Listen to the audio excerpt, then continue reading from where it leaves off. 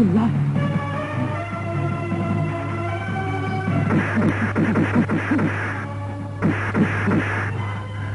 এবার এটা এতক্ষণ এলি? চুলা খাও। এত ব্যায়াম কইরা শরীরটারে শুকায় ফেলাইলা। বোকা, টিপ দে। বাবা এত শক্ত।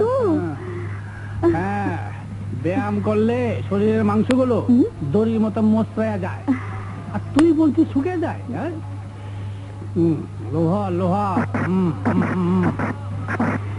শুধু শরীরটারে শক্তই করবা, এই আর কিছু করবে না? করব, শত্রু ধ্বংস করব। কেডা তোমার শত্রু? ম্যাম সাহেবের